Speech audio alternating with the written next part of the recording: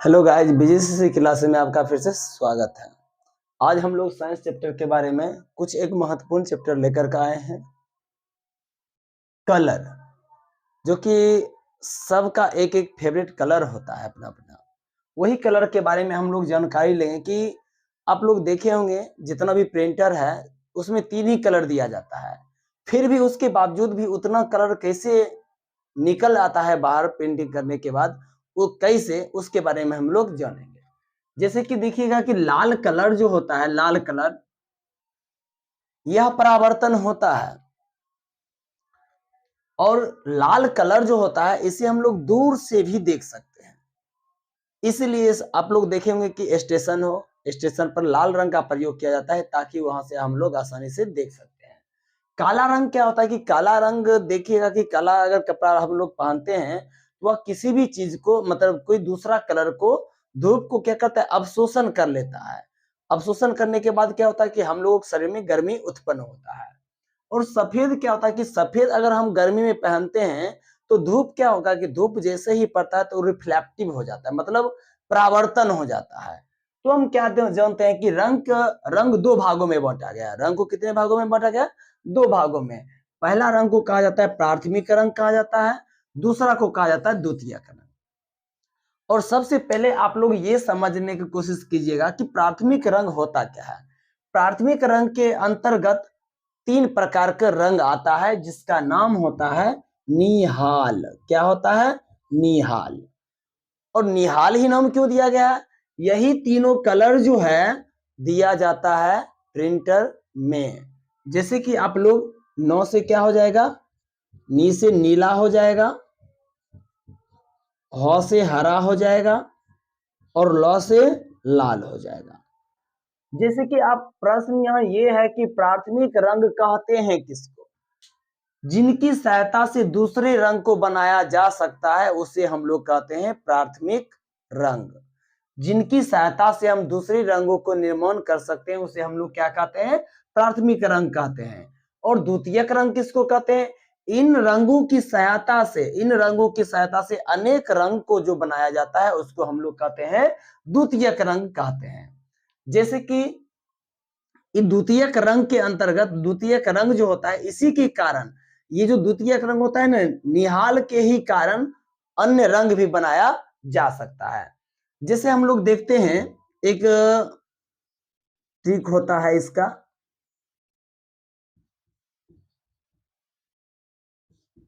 Trick होता है are बीजी। क्या होता है?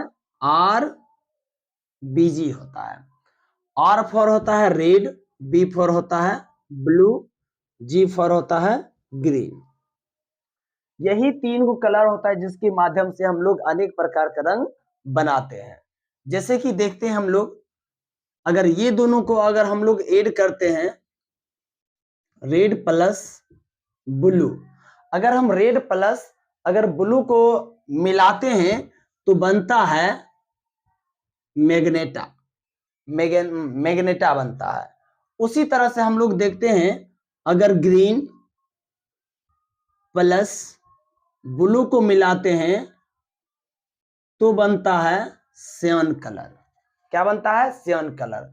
उसी तरह से रेड प्लस ग्रीन अगर हम लोग मिलाते हैं तो बनता है येलो। क्या बनता है? येलो। तो प्रश्न यहाँ ये है कि आप लोग ये समझिए कि येलो तो आप लोग भली भांति समझते हैं, जो पीला रंग होता है उसे हम लोग येलो कहते हैं, लेकिन मैग्नेटा आप लोग नहीं समझे होंगे और सियान कलर आप लोग नहीं समझे होंगे। कृष्ण जी का जो रंग होता है, कृष्ण जी का रंग, कृष्ण जी या राम भगवान का जो रंग होता है उसे हम लोग कहते हैं सियान कलर।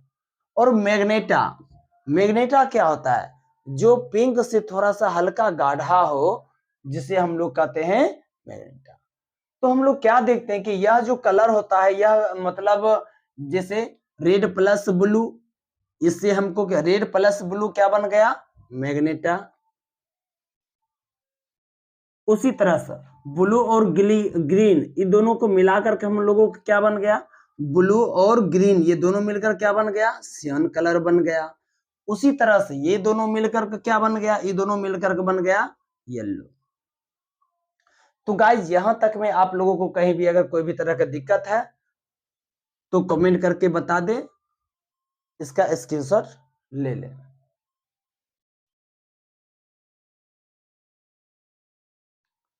इसका अगर स्क्रीनशॉट ले लिए होंगे तो हम इससे आगे के और बढ़ते हैं। तो क्या देखते हैं कि ये जो कलर देख रहे हैं आप लोग RBG, याद रखना है आप लोगों को, बस 3 ही कलर याद रखना है, RBG RBG।